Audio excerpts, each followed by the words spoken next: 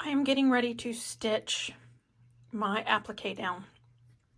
What I'm going to do, because I'm doing 3 separate blocks, I'm actually going to do all 3 blocks at the same time so I don't have to constantly switch out my thread colors. So when I'm doing Dynasty and I have that thread color in my machine, then I'm going to do the flags and the little decorations on the beer stein and these leaves. That saves you some time because switching the thread in and out is probably the most annoying part with applique. Now when I pressed these, the castle has some parts that go behind. So this darker gray is behind this little tower. This little flag is behind the pole. The beer stein, you can see there's a little bit of overlap, and that's just so you don't have any gaps in between your applique pieces. So when you go to put them together, you do want to make sure that you're overlapping everything just slightly. Okay, so I'm going to talk a little bit about the settings on your machine. Every single machine is completely different, but I want you to see how I set up my machine for applique, and that'll give you an idea of maybe what to look for on your machine. On my machine, I'm going to start with the white. I already have white thread in my machine, so I'm going to start with the white. So I'm starting with the foam here. And I have my little washi tape where I had written my stitch number and the length and width of the stitch, because I'm going to be doing a blanket stitch, and that gives you a length of how far the distance is between the stitches and also the width of how much that stitch comes in to into your applique. So for this, I do stitch length 64. So you can see on my machine it's showing me it's going to be this stitch, and I need to adjust this is my stitch length. I need to adjust my stitch length to 3. And then this is my width that I have currently. I need to adjust my width to 3.6. And that is what I have written on my little washi tape. I keep a little piece of tape with my information for an applique if I'm working on something where there's time in between all the blocks. Actually, I do it every time I do applique, no matter what, because when I turn my machine off, it doesn't always remember my settings, and I don't want to have to try to remember or end up with things with different stitches. So I always write the length and width on a piece of tape and stick it to my machine so that if I leave my project and I come back, I have that information right in front of me. Now I also use, this is an open toe presser foot, so it's going to be wide open, which will allow me to see where my fabric is and where my needle is going. That is the presser foot that I'm using. My machine tells me that with this stitch that I'm doing, I need to use presser foot 1C, which is this one, but you can see it doesn't have where I'm going to really be able to see where my fabric is. So that is why I'm using this foot, which is, it's okay. Know your presser feet. If you just have a foot like this, that's fine. Sometimes I will put a mark on this presser foot with like a little thin line Sharpie so that I know where the edge of my fabric has to be in order to have that stitch length going along the edge of my fabric, because you don't want it to be in the wrong spot. And this little center line is not where the needle goes for that stitch. It's actually a little bit off to the right. So that is how I set up my machine. All right, when I start my applique, I'm going to bring my needle down so I know exactly what position it needs to be in.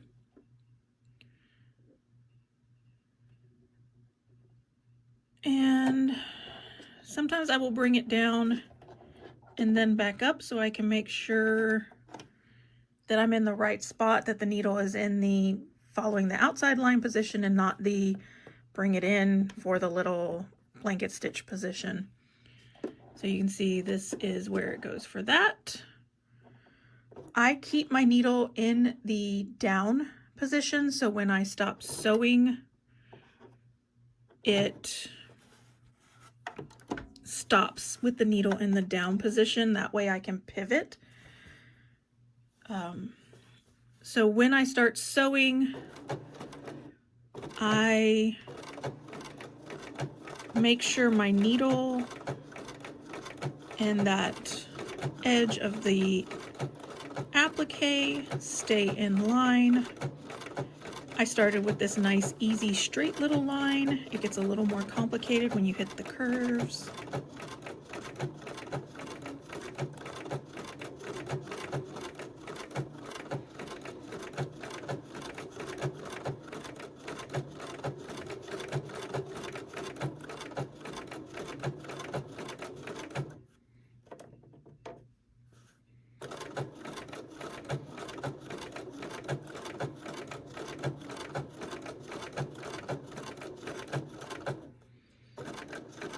All right, so I am now at a point where I need to turn. So you can see how when I stopped, my needle stopped in the down position. So I'm going to lift my presser foot and I'm going to turn this slightly. Actually, we might need to go one more little stitch. Sorry, I keep bumping the camera. So now I'm going to turn. I'm going to bring that up so that I can make sure it's going down in the right spot.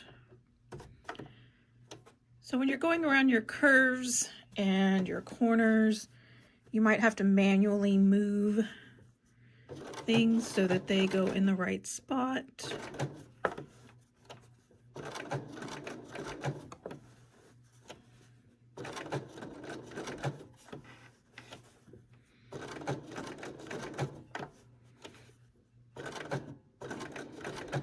This is where those that have those little knee presser lifts, that is one thing you can use it for, because you could see how many times I had to keep lifting my presser foot. And if I had the knee lift, I could just quickly lift it with my knee. I think this machine came with one. I just never attached it. So if your machine comes with one, that's when it can be really useful.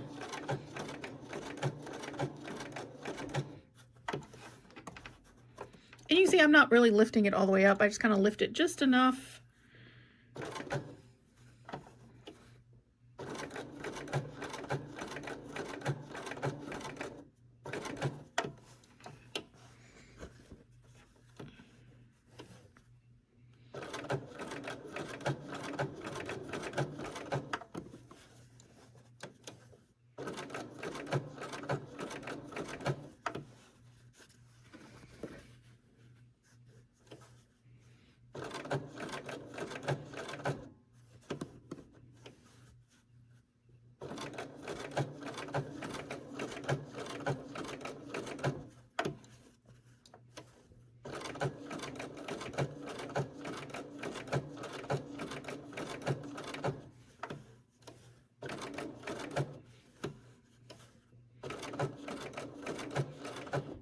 And you can see how sometimes I anticipate where I want that little blanket stitch to go. You kind of want your blanket stitches to be perpendicular to the edge of the applique. So sometimes I will take that first little stitch like that and I will turn to make sure that little stitch goes there.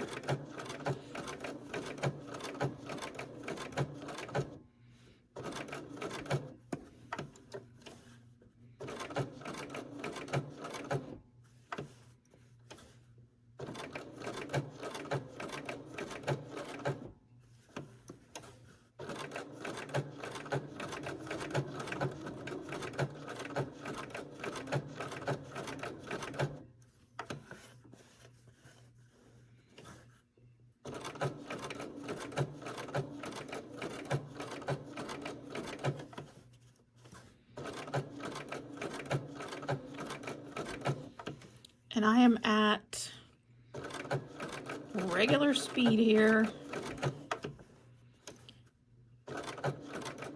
This is about how fast it really goes for me, especially when I have all these little curves to do. And I also have the camera a little bit in my way where I've positioned it so that you could see.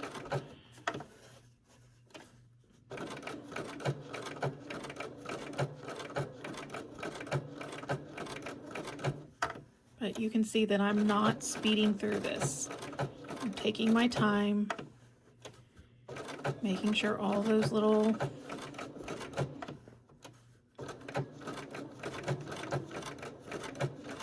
I do go faster when it's a straight line.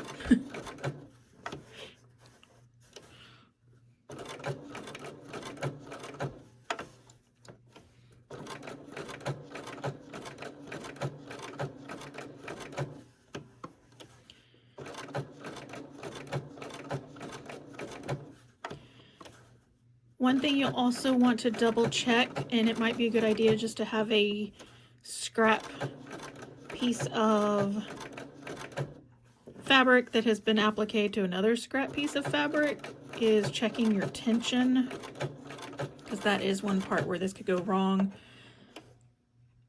The tension is where the thread might pull too much to the back or the bobbin might pull too much to the front.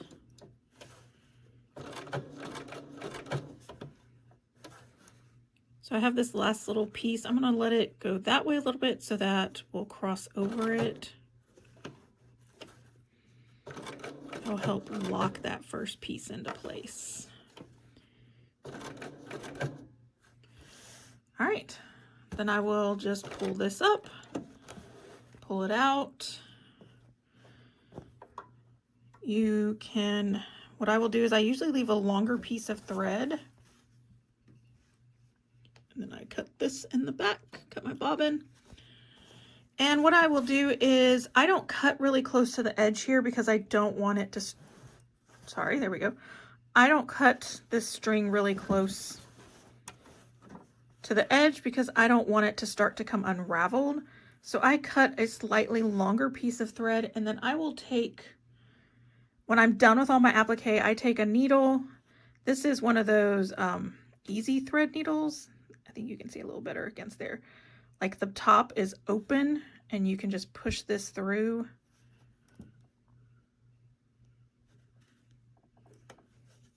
Maybe. It's a little hard for me. So I just popped it in there. One of them anyway. And then I just bring it right along the edge of the applique, right where it basically stopped. And when I pull it through, it pulls both of those threads through. And now I have some nice long threads in the back. I can tie those a little bit if I want to, if I don't want them to come out. Usually your quilting will help hold those in place. So I don't really tie them, but now they're not in the front, but I have some good tails in the back. So the likelihood of it coming unstitched is pretty slim. I know it's a little hard to see the white on the light background, but there you go. That's how my applique is done.